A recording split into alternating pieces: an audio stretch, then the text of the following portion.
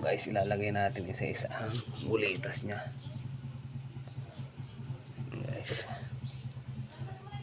Ito guys Siyempre guys, lagyan mo pa muna ng grasa para kumapit. And then, dyan mo ilalagay siyang isa-isa. Pwede naman guys, ilagay mo yung ehe, tapos ibuhos mo na lang dyan para mas mabilis. Pag may ehe na kasi yan guys, mas madali eh. Tapos kukuha ka lang ng pagsundot na pangayos. Ayan siya guys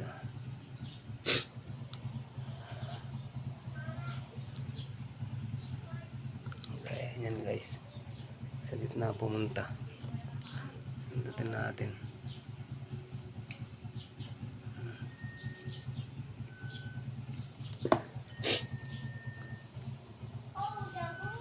Ito guys.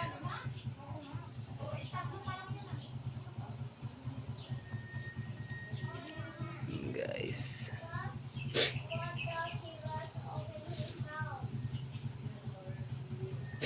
Isa na lang guys.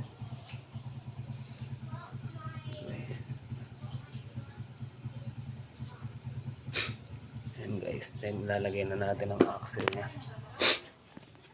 Guys.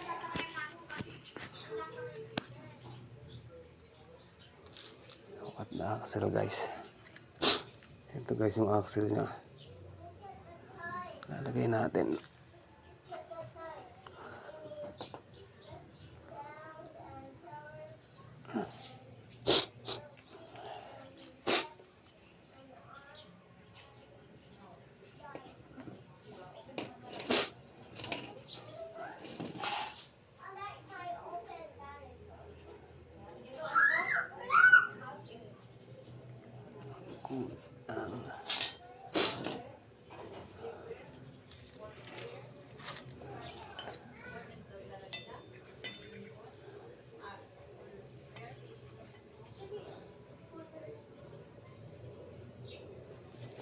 Ito guys yung axle niya. Lalagay lang natin dito guys.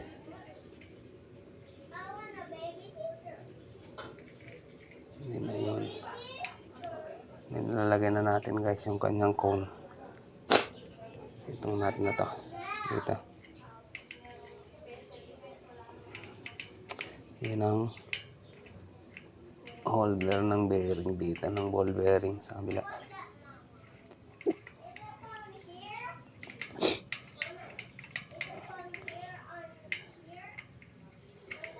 Ayan guys, ganyan lang kasimple mag-repack ng ball bearing. Mas madali siya kaysa sa sealed bearing. Kailangan guys, saktong-sakto lang lagay nyo, hindi mahigpit, hindi maluwag. Lagay nyo din ang tinanggal yung nut. Ayan.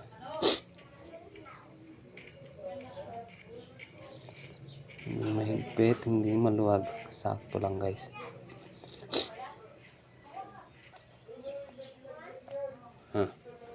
Guys, okay na. Okay na siya guys.